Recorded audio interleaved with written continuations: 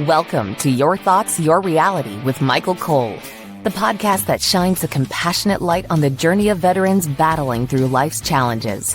Michael is a dual elite certified neuroencoding specialist in coaching and keynote training presentations, dedicated to guiding military veterans as they navigate the intricate pathways of post-deployment life. Join him as we delve into the profound realm of neuroencoding science, empowering these brave individuals to conquer universal battles, procrastination, self-doubt, fear, and more. Together, let's uncover the strength within you to re-engage with families and society, forging a new path forward.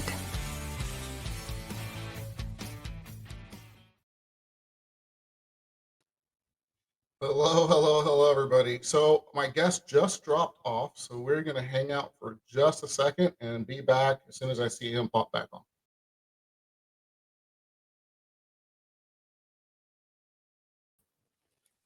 And he's back. Hey, Marty. All right. So today I'm very honored to have Marty Strong on. He's a retired Navy SEAL who served 20 years in the Navy as both an enlisted SEAL and an officer, including combat deployments.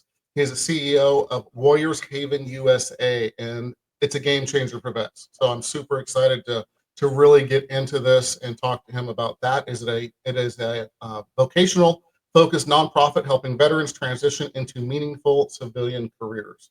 And man, it is needed. And I'm, again, super excited to be talking to you about that. He's also an author. I think multiple authors, as I recall. He's been multiple books. I think it's 13 I see down there, 13th book on his information. And of course, he's a strategic thinker, translating lessons from special operations into leadership, resilience, and adaptability for life and after the military. Marty is a veteran who's restarted multiple times. And I promise most people in the world, when you think back, you have too. We're going to talk about moving from the battlefield to the boardroom and proving that reinvention is possible at any age or stage. And of course, Marty is an advocate for veterans and their families as well. So super to have you on, sir.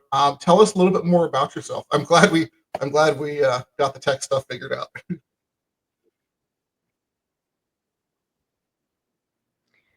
Man, you cover a lot of ground there. I can't dunk a basketball. You missed that one.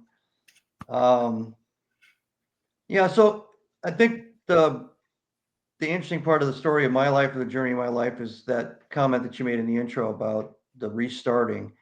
I like most Americans, when we're kids, we think that you have to get good grades, keep your nose clean, go through the different school systems, get to the point where you can get into a college, get good grades so you can progress and get a good job. And then, life's your oyster and you kind of move forward. And my personal journey, my personal experience, both my life and watching other people's lives and talking to people kind of at different points along their lives, it doesn't work like that at all. That's still kind of the quote unquote American dream, but that started in the 1940s and 50s with a focus on school and education, because the American dream before that was come to the United States, go west, find a chunk of land, build something. Right. That used to be the American dream. Be an entrepreneur, take chances, and go for it. So my story is kind of along those lines of the go for it side, and not so much the linear path. So let's talk about that a little bit. I mean, so what was, of course, we talked a little bit about in the introduction your story. So what if we can, what made you or what drew you to join the military? I was trying to escape Nebraska for a couple of reasons. I was born and raised in Nebraska up until I was 11 years old, and then I moved to Japan for 4 years. My parents got a divorce. Me and my brother and sister went back to Nebraska, to the same house we'd rented out while we were in Japan. And there was really nothing to do in those days in Nebraska, unless you were a football player, good enough to get on the Cornhuskers. That was pretty much it. And I didn't know about Warren Buffett in those days, but I did know that Mutual of Omaha had the Wild Kingdom show. So that was it. I've just kind of lined up everything that you had going for you in 2 sentences. Trying to get away from the family life was a huge motivation. And the second one was there really wasn't anything going on there. We were all getting in trouble all the time because we were so bored. So I joined the Navy to escape both those situations, and then kind of stumbled forward into the thing that I ended up doing for 20 years. Absolutely. Um, oh, Mutual of Omaha, man, that brought back memories like instantly. So with that said, and guys, just so you know, we do have a delay we're playing with right now, so we're doing the best we can right now to pivot and move forward, and we're going to do that successfully, I might add. So Marty, when after the military and the uniform came off, what was the hardest part during that transition, if you were, of who you were to let go of, what? Hold on, who you were and what did you let go of to discover about yourself, the other side of that identity shift? So where did that kind of come from, of who I am, who I was to who I am now? Because I know a lot of military veterans that I talk to, work with, et cetera, deal with that. And that's why I focus on that reintegration period. Can you talk to me about that for yourself? Sure. So there's a lot more out there for veterans. The internal programs before you leave the service are much better than they were when I retired. And the problem was everybody in the SEAL teams anyway, you had one or two jobs you could possibly do. You might be able to become an emergency medical tech. You might be able to become a law enforcement professional. That's about it, because that's all we knew how to do. We knew how to, be gunslingers and parachute out of planes and lock out of submarines. And there's not a whole lot of need for that in the commercial market. So, and I knew that, because I talked to people that had gotten out and came back and said, "Wow, it's really tough out here. I can't find anything." They would say it's just like being at about 3 months before you graduate from high school, or 3 months before you graduate from college, and you don't know what you want to do yet. So you have some basic understanding and skills. You have some idea of how you operate in the academic environment, and in the military sense, you have an idea of how you operate in the military environment, the military context. But I stepped out, and I even had an undergraduate degree in business and an MBA. The first thing I found out when I went into this financial services industry was, in none of that education, never talked about or touched on selling. Mm. Selling was not a part of it. And everything outside was about selling. Even if you were going to manage money, you had to go out and find clients. You had to convince them to hand you their life savings or a portion of their life savings. You had to be able to explain to them the logic of what you were going to do with their money. And so that was the first hurdle. I didn't know how to sell, and I had nothing to really fall back on. The prospecting part of that, and that was all unknown to me. I was not surrounded by millionaires in the SEAL teams. So I had no experience or direct understanding of the emotions that people have around money. I had never met anybody that had worked their way up, say from a high school graduate to become a multimillionaire and being bankrupt multiple times. It was a whole different kind of a quote unquote warrior. That as I progressed in that profession, I kept meeting these people. They were incredible. I mean, incredible stories, failing, standing up, failing, getting back up, failing, and then succeeding and succeeding. And they had all the scar tissue, and they were usually willing to explain and tell you that story, which to me was something that seemed to be missing in anything I'd ever read going through the business education. There wasn't. This is more like reading the journals of people in the Civil War, World War I, World War II, about what was happening on the battlefield. The friends lost and all that. And so the entrepreneur, the battle-scarred entrepreneur, became something that I really respected. And so that was kind of on the downside. My inability to sell, I had to learn that from scratch. And the fact I didn't know anything about the money world, not the world of money. I knew how to kind of invest it, but I didn't know anything about the people and the dynamics behind that. What I had going for me was I was disciplined, which is that's kind of a normal trait for people that come out of the military. I was trainable. Everything in the military revolves around training and preparing and training, preparing. And when things change, you train to the new standard. When equipment changes, you change to the new equipment. When enough people come in or you get put into a new unit, the new unit trains to a new team standard, and it never ends, right? And you train everybody around you. You train yourself to be better than even they're training you to be, especially in the elite forces. And so I had that going for me, except the outside environment, nobody wanted to train you. Nobody really cared that much about you being that much better. They basically said, go out there and just do it, which for a while, it felt like I was just kind of floating. How am I going to learn this? So I started calling people. Do you know anybody that's a salesman? This is true. I mean, do you know anybody that's a salesman? Do you know anybody that knows how to do this thing called prospecting that I'm hearing about? And bit by bit, I started to create this little network of people, a couple of relatives. They had a glossy monthly magazine that had all the success cases in it from around the country. And I thought, oh, what the hell? I'll just start calling the people up in these stories. They're probably going to hang up on me because they're all really doing well. I mean, making $1 million plus a year, right? And every single one of them was willing to tell me exactly what they were doing. Not only that, they were willing to tell me their whole kind of, first, second act of their life play as a professional, where they screwed up, where they took the wrong path, how they corrected, and then how they figured out what they were good at and then focused on it. So it took me 7-8 months for what I just described before I started to go out and actually start landing new clients on a regular basis. So that, not a fear of failure, being open-minded, being willing to be trained or train yourself, at least understanding the gap analysis. I know what I know and I know what I don't know. I have to fix the gap part of this. And then if no one is going to train me, then it's up to me. I got to go do it. But I just created kind of a mastermind of all these different allies, as if I was in the teams and I had a training team that was responsible for training me. I just recreated that.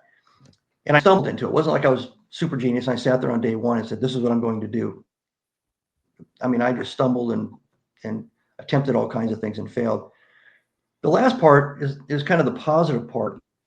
I found out that I mentioned before the stress of money. Well, I was pretty good at stress. I was pretty good at when everything's falling apart and going to hell in a handbasket, being poised and comfortable. So when something would happen in the market and my clients would get on the phone and call in a panic, mostly because whatever they saw on TV that day was amping up the panic, amping up the emotional part, right? To get eyeballs on screens.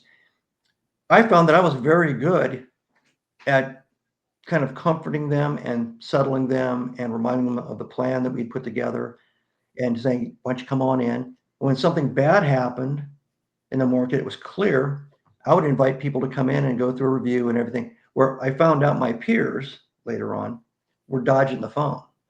They didn't have that emotional maturity. They didn't have that psychological resilience. They didn't have that thing that I got from the military.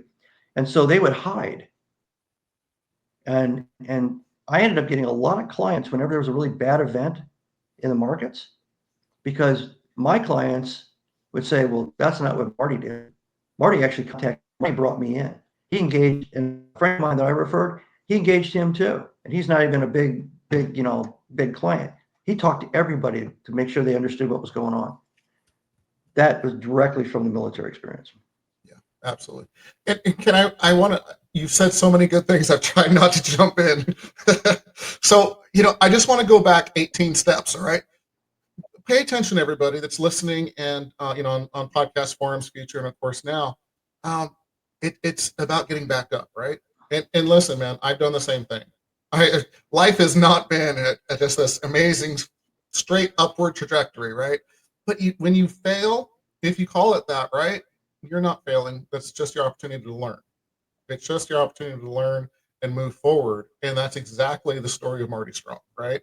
Here's the other thing I really want to dive into just for a second is when everybody else was scared and hiding, Marty said, no, this is an opportunity to grow for myself because I have these skills, but I also can comfort these people, make them feel better. And everybody, when the market drops, it's an opportunity. Don't panic. It's not a panic moment, right, Marty? I mean, it's not a the world is ending moment. It's literally it drops, and then there's a real opportunity to make money. So I love that Marty sat there and said, "Yeah, that's okay. We'll talk. We'll figure this out. I'm going to calm you down, and then we're going to benefit on the other side, I'm sure." So there's so many more things you talked about, Marty, but I just had to touch base on those things that, when life seems dire, it's generally an opportunity to grow for yourself and or financially. And the last thing, I know Marty's trying to be quiet right now because we have that delay. Thank you, Marty. The last thing I want to say real quick on this is the news, like Marty said, it's there to create drama, so you pay attention. And I'm going to leave it at that. I'm not going to get political or anything else on the news. I'm not that guy. So, Marty, with that said, is there anything else you want to touch base on that before we jump into Warriors Haven, USA? The only thing I would say is, and I may mention it later because it's kind of a theme. Most veterans think, like I mentioned earlier, like at the end of high school, the end of college, that you have to find the perfect path. And if you can't find the perfect path, you're a failure. There's something wrong with you. Everybody else seems to know exactly what they want to do. Well, that's not the case. Most people don't know what they want to do. They have influencers, whether it's family or friends, trying to directing them and patting them on the back for the decision they made. And then they get into whatever they're doing and they're miserable, or they're just not a good fit. And what I tell everybody is, especially when I do lectures for veteran transition, that's okay. That's the way the real world works. The universe is constantly shaking things up. As you just mentioned, there's always opportunity because there's always change going on. Whatever you think is going on based on your past understanding, it may be completely different or maybe slightly different.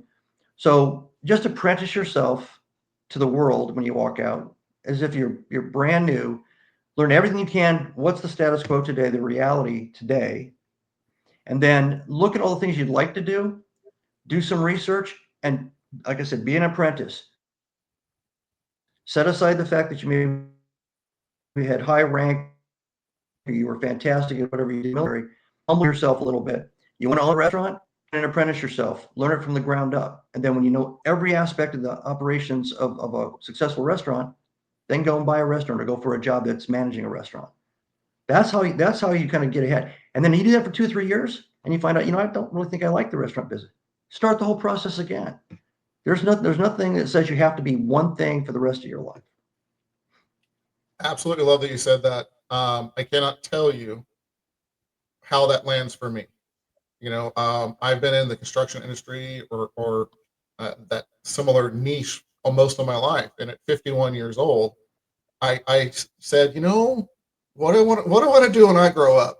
So, and literally use the same skill sets to do what I'm doing now. I still have a construction company and all the different stuff, but it's really cool that you said that. So, with that said, Mr. Strong, it's kind of a cool thing That's kind of a cool thing, Mr. Strong. With that said, let's really get into Warriors Haven, USA. I've been super excited to have you on to really talk about this and how this is a game changer, everybody. So please listen up and let everybody know about what Marty's doing here. Talk to us about what it is, first of all, then we'll get into a lot more specifics. We got about 10 minutes left, so. Well, first of all, I think Mr. Strong is a cool name. It sounds like a Bond character. So I'll see if I can leverage that a little bit. Thank you for that. So Warriors Haven, USA. You just add .com to that name and you go right to our site.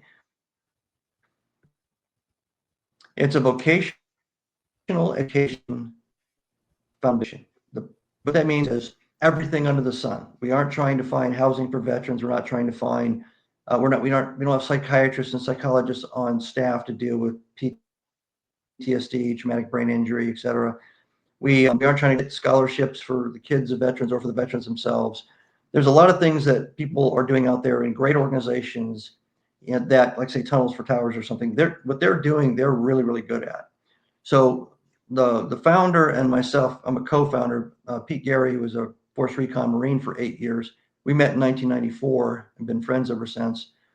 He originally conceived of finding the niche, the unserved niche in veteran services that is a gap of some sort. So I'll give you an example. Most of the government grants, whether it's the federal government or state governments, are grants that'll hand you a check for tuition so that you can go into a school. And most veterans don't know how to get those grants, but they're personal. There's no intermediary. So that's a difficult thing for us to get involved in, other than just having the links to these things and maybe some guidance on how to fill out the grant paperwork. We wanted to be more hands-on, so we've actually created a training facility. Right now, it's 1,200 square feet, which is a wood and metal shop in Florida. We also have a 5-acre farm complex. We've got horses. We're building a 9,000 square foot, 2-story vocational training center.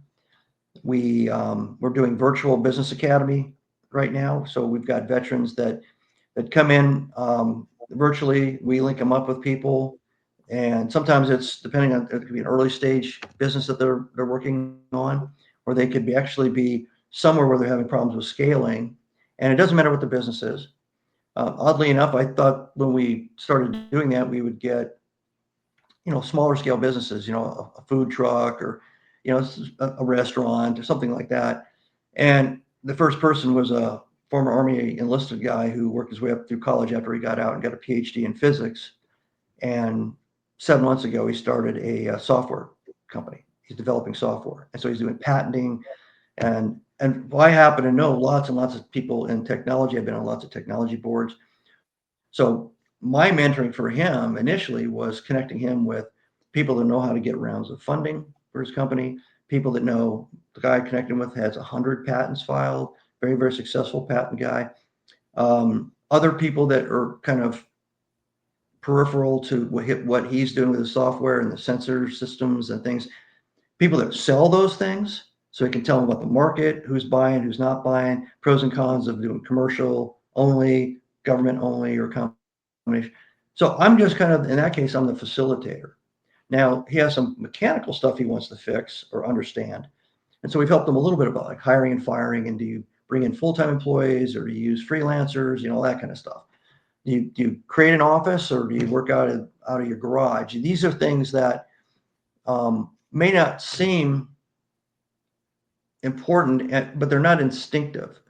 What most people do is they copy what they see in the culture. So if they've seen movies and everybody's got an office, everybody gets an office, at least an office. So between myself and Pete and a lot of other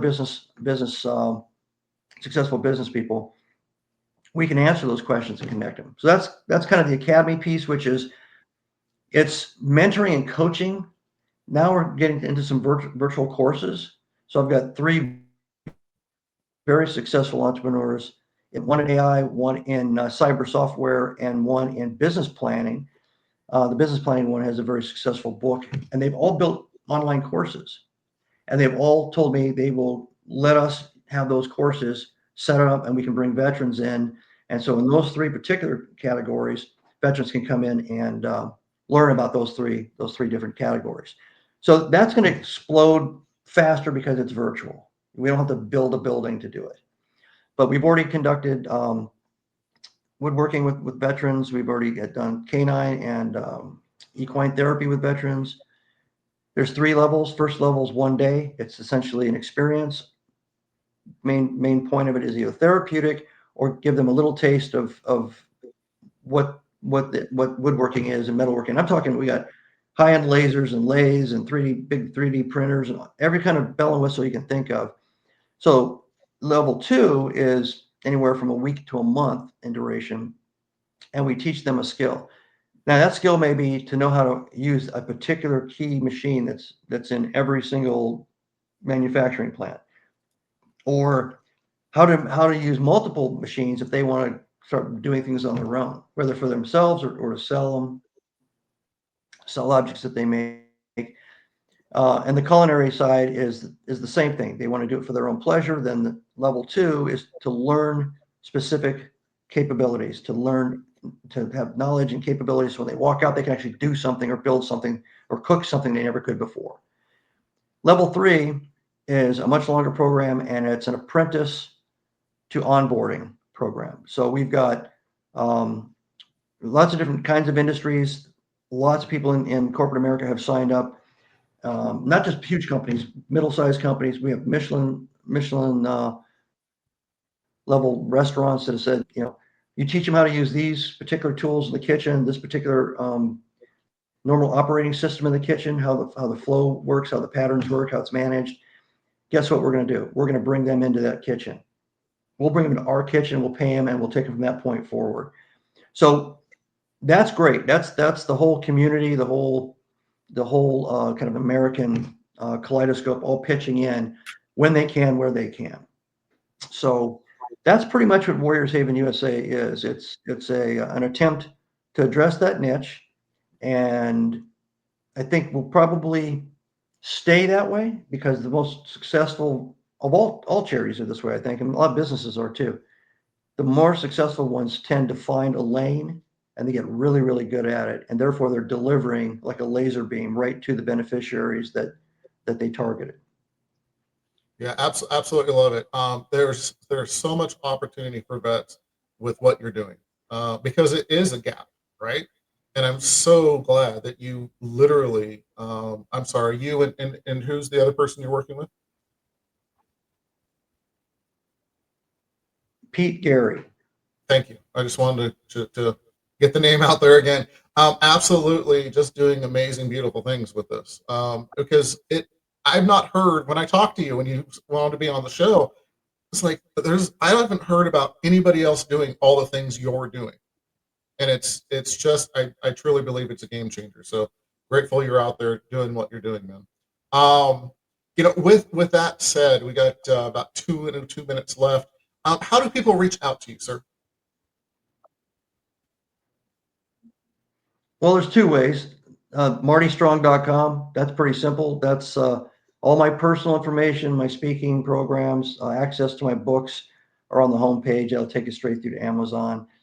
For Warriors Haven USA, you just go to warriorshavenusa.com, and it'll tell you everything about the programs. And we have bios for all the people that are in the board that kind of oversees us, including mine and Pete's.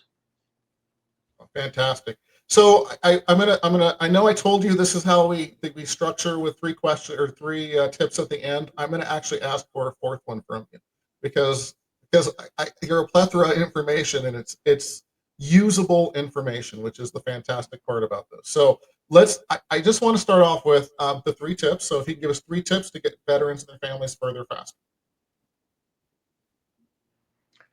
All right. So the first one is, if you listen to what I said earlier in the interview, lower your expectations to the reality of the environment as you're walking out of the service. And that's okay. You started in the service as a brand new person that didn't know anything, and it took time, sometimes a couple of years before you were considered to be a professional. It's no different when you come out. So there's no rush. There's no instant success. So give yourself a break, take a deep breath, and then kind of advance forward with that mindset. The second thing is that there's no such thing as linear success. I actually used to teach a class called nonlinear success, and I'd use people like Ulysses S. Grant and others that zigzagged all over the place and failed and succeeded. All of a sudden, this guy becomes the president of the United States, right? So people just assume that there's a path that's linear, and that's the way winners go. They follow that path. There's no such thing as that. As a matter of fact, it's more of an anomaly if you find somebody who actually did that way, and then if you assume that that's not the case, then you're okay with changing course. You're okay with trying something for a couple of years and then moving on to something else. You can experiment with life. You can experiment with your vocation, and that's okay. That there's nothing wrong with that. And the third one would be, I think, I wrote about this a lot in Be Different, my last business leadership book. There's a stigma attached to people past, childhood that come up with crazy, wild ideas that have an idea and have a sense of awe and wonder about the idea, that they have a big dream. The institutions have pounded that out of us. They've taught us to, color in between the lines, and don't raise your hand and don't do something different because you won't get the grade you're supposed to get. So you end up as a 20-year-old and you're really thinking like a 70-year-old, like the world hasn't changed and I'm not going to change and that's the way it is. You're stuck in your own rut. And you think that's okay because that's the way you've been conditioned to comply, obey all these things intellectually. And that is, I've done a lot of work on the brain science side. The brain, unless there's some biological medical problem, the brain of a 65-year-old is just as creative as the brain of a 6-year-old. So that's the third thing. You can reinvent your mind. You can learn again. You can do all these things. You can come up with ideas. You just have to practice it so that part of your brain gets used to it. And you may not get rewarded by the world, the system, and all that right away because they tend to reward conformity. But the capability, the ability to do that is in every one of us. Absolutely. Mic drop. Just mic drop right there. Absolutely beautiful, man. I love that you say that. It is so true. It is so true. And the last thing, and again, I'm throwing you under the bus here because we didn't talk about maybe doing this, but it just goes along with those 3 tips. If there was one thing you could tell a veteran coming out of service and reintegrating into civilian life, coming home, from all of your experience, what would it be? Seek out a successful veteran and make them your friend and your mentor, and maybe connect with more than just one. And listen to their journey, listen to their trials and tribulations and failures, because they've arrived. And that gives you the light at the end of the tunnel. And also because it's another veteran, they can relate and you can relate, and it'll probably resonate. Absolutely love that. And I just want to add to it, when you like in your story, Marty, when you were talking to people and trying to figure it out, right? People that are successful and are good people, grateful people, and of what they've accomplished, and not with an ego, most of them are going to share their secrets. I can't tell you how many times I've talked to people, mentors, whatever the case may be, and I'm like, oh no, they're not. This is a while ago, obviously. I've learned differently in the years, but oh yeah, I don't want to bother them. I don't this, I don't that. And then they just light up, and I just got chills. They just light up and literally go through and tell you a lot of the secrets, or mentor, or whatever the case may be. It's a beautiful thing to find those people in your life that get you further faster. So like Mr. Marty Strong here. So Marty, with that said, thank you so much for being on the show. I really, really love what you're doing. And I'd love to have you back on. So if that works for you at some point. Love to. Thank you, Mike. Thank you. So with that said, time is the most precious resource we have as human beings. Marty and everybody listening on the podcast forums later on, thank you for taking the time out of your life to spend it and learn and grow and be part of the mission. And with that, we're out of here. Thank you for joining us on another insightful journey of Your Thoughts, Your Reality podcast with your host, Michael Cole. We hope the conversation sparked some thoughts that resonate with you. To dive deeper into empowering your thoughts and enhancing your reality, visit empowerperformancestrategies.com. Remember, your thoughts shape your reality, so make them count. Until next time, stay inspired and keep creating the reality you desire. Catch you on the next episode.